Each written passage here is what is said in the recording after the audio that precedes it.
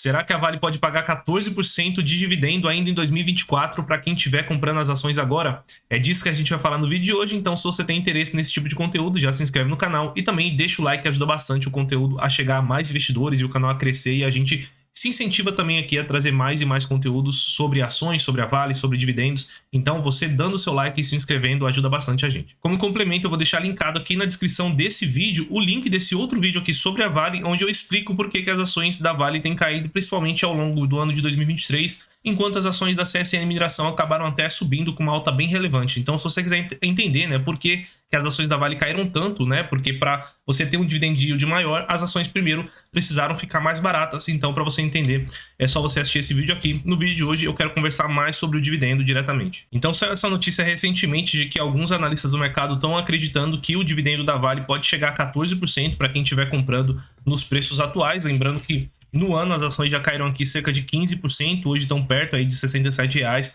mas iniciou o ano ali com R$ 77,00, então o dividendo é com base no preço atual, mesmo considerando os desafios que a empresa tem, e todos eles estão listados aqui bem separados nessa matéria, então vamos comentar um pouquinho de cada um, né? A Vale ainda está sofrendo os impactos da crise imobiliária na China, como eu expliquei naquele vídeo anterior sobre a Vale. Então, o mercado imobiliário chinês ele é muito relevante para a China e ele tem tido uma desaceleração muito forte nos últimos anos, com a falência de várias gigantes do setor imobiliário, e a China tem consumido menos minério, principalmente minério de ferro, de melhor qualidade, que é justamente o minério que a Vale faz. Então, a Vale faz um minério que custa mais para produzir e ela tem um prêmio por isso, só que os chineses não estão dispostos nesse momento a pagar o prêmio desse minério. Então, a Vale está perdendo não só em demanda, como também ela está vendo que o produto dela não está muito valorizado no mercado. Então, enquanto a China tiver com o setor imobiliário sofrendo, a Vale deve sofrer, porque o preço do minério não deve voltar aos níveis de glória ali da Vale, chegando a 150, 160, 170 dólares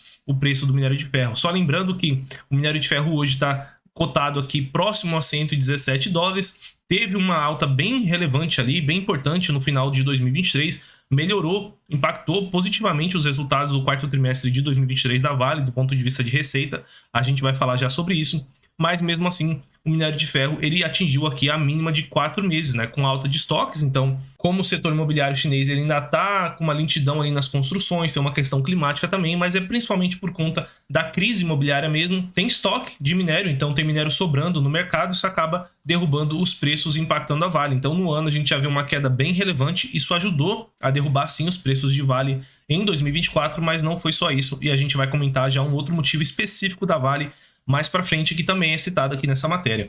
Então, além dessa questão da China, dessa questão da crise imobiliária, do desaquecimento da economia chinesa, né, o PIB chinês, que já não vai crescer mais tanto quanto antes e é o maior consumidor do mundo de minério de ferro, também tem um desafio aqui do provisionamento para desastres. Então, todo mundo sabe a história dos desastres das barragens da Vale que estouraram lá e acabaram causando vários acidentes ali, não só na infraestrutura, mas também muitas vidas ali perdidas por conta desses desastres. E a Vale ela tem pago várias multas e ainda tem muita coisa que ela precisa pagar. E ela recentemente, né, no quarto trimestre agora, aumentou a provisão para as multas que ela vai precisar pagar por conta do estouro ali da barragem de Samarco, né? Então ela aumentou em 1,2 bilhões de dólares, lembrando que a Vale, por ser uma empresa que ela trabalha ali praticamente com tudo dolarizado, tanto receita quanto custo, ela costuma divulgar os fatos relevantes e números todos em dólares, né? Então são mais de 5 bilhões de reais que ela reservou a mais para pagar multas só em relação aqui a Samarco. Enquanto ela tiver com essa incerteza de qual é o valor final e de quanto que ela efetivamente vai ter que desembolsar com essas multas, ela deve evitar fazer distribuições extraordinárias, né, enquanto ela tiver sem esse valor bem equacionado, né, tanto para Samarco quanto para Mariana, né. E quais seriam essas distribuições extraordinárias? A Vale ela tem nos últimos 5, 6 anos vendido a participação dela em vários ativos que ela julga que não são o core da empresa, né. Então tudo aquilo que não tinha a ver com produção de minério, produção de níquel, ela tem vendido para focar realmente no que importa, e também ela tem vendido, né, participação em ativos, participação em mineradoras espalhadas por outros países, principalmente que não o Brasil. Então, por exemplo, recentemente ela vendeu 13% da participação em negócios de metais básicos aqui por 3,4 bilhões. E esse negócio, né, a expectativa é que esse negócio ele seja fechado agora no primeiro trimestre de 2024, ou seja, a Vale receberia esse dinheiro aqui, né? Mais de 3 bilhões de reais aqui entrando na conta da Vale, além de outras vendas de participações em outros negócios que a Vale tem feito parcerias pelo mundo todo. Recentemente uma venda também na Indonésia de mais de 160 milhões de dólares. Então, isso daqui poderia ser um impulsionador dos dividendos da empresa. Se entra esses 3 bilhões no caixa da empresa e ela não tem o que fazer com esse dinheiro, ela poderia passar totalmente para os investidores. Lembrando que em 2023 a Vale pagou pouco mais de 5 bilhões de dólares. Então, só desse pagamento extra que viria desse repasse, desse valor dessa venda, já seria mais a metade do dividendo pago somente em 2023. Então seria bem interessante se ela conseguisse realmente fazer isso, tá? Mas os analistas aqui entendem que enquanto a empresa não tiver essa clareza do quanto que ela vai ter que pagar de multa por Samarco, por Mariana e por esses acidentes que foram causados pela empresa, ela possivelmente vai manter esse dinheiro em caixa e realmente é o prudente, né? Já que a gente tem visto aí algumas investidas do governo tentando dizer que a Vale ela não prestou contas em relação aos desastres de Mariana, os desastres de Samarco, tentando possivelmente aumentar esses valores de multa, realmente talvez até utilizando isso como moeda de troca para tentar colocar um membro ali que eles julgassem interessante para eles, né, para o governo, nosso governo federal, falando aqui, né, usando até como de forma de ameaça aqui, né, tentando colocar o Guido Mantega, né, o que acabou derrubando as ações no começo do ano. Enquanto ela não tiver essa clareza, talvez o ideal seja ela não distribuir totalmente, pelo menos, esse dividendo extra que poderia vir ao longo de 2024. Além disso, ela tem também esse problema, né, na definição, na governança da Vale. Então, a própria Vale deve fazer realmente a troca do CEO, e o problema é que um dos acionistas relevantes da Vale é justamente o governo federal, que tem escolhido nomes que não têm agradado muito os acionistas minoritários. Então, mais ou menos ali no final de janeiro, no início de fevereiro, o governo estava com uma pressão muito grande aqui para colocar o Mantega ali no comando da Vale como CEO, tentando tirar ali o CEO atual, né, tentando colocar um nome imposto ali por eles, sendo que o CEO atual tem feito um bom trabalho, tem transformado a Vale, tem feito a descaracterização das barragens, que foi muito importante, tem conseguido gerar valor, gerar caixa. Então, é um cara muito bom, muito técnico e condizente ali, né? Tem um currículo condizente com o que ele precisa fazer na Vale. Já o Guido Mantega não tem nada disso e é simplesmente um nome político ali que o governo queria colocar na Vale. Então, as ações acabaram caindo bastante por conta disso ali, principalmente ali no meio, pro fim de janeiro, e até o momento, na verdade, esse peso político ainda está fazendo as ações da Vale caírem, até porque o governo federal, né, principalmente o Lula, ele tem ainda mais reforçado essa ameaça aqui, né, e esse descontentamento, aparentemente, com os planos da Vale, né. Então ele recentemente falou, né, que a Vale não pode pensar que é dona do Brasil, porque a Vale justamente tem feito desinvestimentos, né? Tem vendido ativos, e quanto mais essas empresas gigantescas elas vendem ativos, são menos ativos para os políticos tentarem colocar nomes de pessoas que eles gostam lá dentro, né? O poder deles reduzem, né? Por isso que os políticos, principalmente os políticos de esquerda, eles não gostam que as empresas estatais vendam ativos. Por exemplo, a Petrobras agora provavelmente não deve vender nenhum ativo relevante, porque se vende um ativo é um poder a menos, né, de intervenção ali direta do governo. Então, como a Vale tem feito isso e tem feito isso de uma forma muito interessante para o acionista minoritário, para o acionista majoritário, gerando valor, gerando dividendo, isso não importa para o governo, porque o que importa para o governo é poder, é ter mais poder e ter mais controle. E por isso que o governo tem aí pesado bastante, né, feito ali ameaças em relação à Vale, né, saiu até notícias aí de que a licença para operar, né, uma mina, ela foi suspensa, se eu não me engano, bem na época que tava, né, o governo estava querendo colocar ali o Guido Mantega. Então possivelmente aí alguma forma de mostrar ali poder nessa queda de braços. Então isso com certeza pesa aqui nas ações da Vale ao longo de 2024, enquanto não tiver definido aí quem vai ser o novo CEO. O governo deu um novo nome de novo, né, que é um nome um pouco mais técnico, mas que mesmo assim o mercado não quer saber de interferência direta do governo ali no controle, no comando da Vale, principalmente na posição mais importante, que é de CEO, né? Se fosse um conselheiro, se fosse um diretor de alguma região, de alguma operação, até caberia, mas como CEO vai ser bem difícil e vai ficar pesando como um risco aí na tese ao longo do ano, né?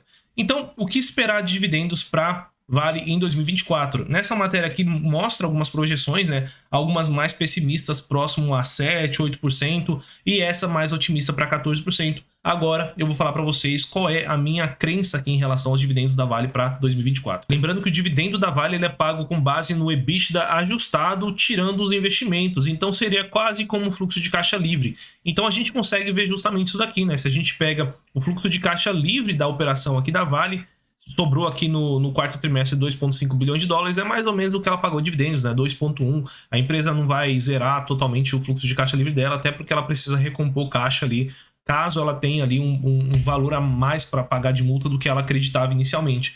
Então dá para a gente dizer, imaginar que uma boa proxy aqui para os dividendos da Vale é justamente o fluxo de caixa livre após os investimentos e não o lucro, porque o lucro da Vale ele está bem bagunçado aqui por conta dessas provisões de multa, por conta de outras coisas que estão transitando, né, venda de ativo estão transitando ali no lucro que acabam impactando. Então, olhar aqui o fluxo de caixa livre das operações tirando o CAPEX é uma métrica que eu gosto mais de utilizar na Vale. Então, fazendo isso, no ano de 2023, eu vou aproximar um pouco aqui para vocês enxergarem. No ano de 2023, ela gerou de caixa livre das operações 13 bilhões de dólares e ela investiu aqui quase 6 bilhões. Então, ela teria um fluxo de caixa livre, né, disponível ali para pagar 7 bilhões de dólares em dividendos. Quando a gente olha o quanto que ela pagou de dividendos aqui, sem considerar o programa de recompras, né, ela pagou mais ou menos 5 bilhões de dividendos, mais 2 e pouco ali de programa de recompras, então praticamente toda a geração de caixa livre dela em forma de retorno aos acionistas, mas no momento vamos falar somente de dividendos. Então ela pagou aqui cerca de 5 bilhões de dólares, um pouco menos do que ela gerou ali de caixa livre. E para o ano de 2024, nós aqui no GA, a gente tem uma visão um pouco mais baixista para o minério de ferro. Então aqui na matéria até comenta, né, que a expectativa do analista que fez o cálculo para chegar nesses 14% é de um minério rodando mais próximo de 110 dólares, entre 100 e 110, acima de 100 ao longo de todo 2024. E nós aqui a gente tem, né, uma projeção um pouco mais baixista, mais perto de 90 do que perto de 110. Então, isso já reduz um pouco da geração de caixa livre para 2024 da Vale, lembrando que não é uma empresa de crescimento como a CSN Mineração, então a gente não tem como colocar ali na conta crescimento de produção, tem sempre um pouquinho, mas não muito, não de uma forma relevante, então ela deve ter uma geração de caixa livre menor em 2024, os investimentos devem continuar aqui no mesmo patamar, bem próximo do patamar de 2023, então ela deve ter uma geração de caixa livre pós-investimentos para pagar dividendos em 2023, perto de 6 bilhões de dólares. Se a gente considerar que ela vai pagar um pouquinho daquele adicional lá, não completamente, pode chegar talvez a 7 bilhões. Então, se a gente pegar, né, num dólar médio aqui, 6,5, vamos colocar 6 bilhões e meio de dólares de dividendos para 2024, num dólar médio de R$5, seria 32 bilhões de reais. Como a empresa está cotada hoje a 303 bilhões de valor de mercado, já daria um dividendo aí perto de 10% para a Vale, para quem está comprando a preços de hoje, obviamente. Quando você for ver nos sites aí, né, como no GA ou em outros sites aqui que trazem esses parâmetros, provavelmente eles vão considerar o preço do início do ano, né? Então, quando você receber o dividendo, vai ser menor do que esses 10%, mas para preços de hoje, deve ser próximo a 10%.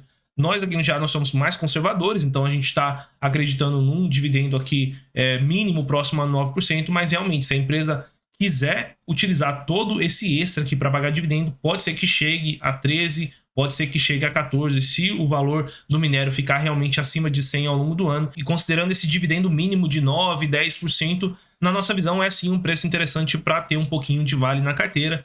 E o preço, ele importa para a empresa de dividendos, como a gente falou na segunda aula aqui do nosso workshop de dividendos. Então, se você quiser aprender a investir em dividendos da maneira correta para longo prazo, assista ao nosso workshop, vai ficar ao vivo aqui no canal, né? Vai ficar disponível até o dia 6 de março, né? E na aula 3 a gente divulgou um cupom de desconto para você assinar o GA Pro anual aqui com 40% de desconto. Então corre lá. Também vou deixar aqui na descrição o link para você entrar no grupo, e no grupo você também tem acesso a alguns conteúdos desse workshop, também ao cupom, e também pode tirar dúvida com a gente, né? Você pode encontrar lá os nossos contatos, tirar dúvidas sobre assinatura se você tiver. Vou deixar linkado aqui. Beleza, pessoal? Se você gostou do vídeo, não esquece de se inscrever no canal para não perder os próximos vídeos, e também deixa o like, ajuda bastante a gente. E comenta aqui embaixo se você está investindo em Vale, se você acha que é uma oportunidade e se o dividendo de 10% já é o suficiente para você comprar Vale nesse momento. Quero saber sua opinião e eu respondo todo mundo aqui nos comentários. Vou ficando por aqui, bons investimentos e até o próximo vídeo.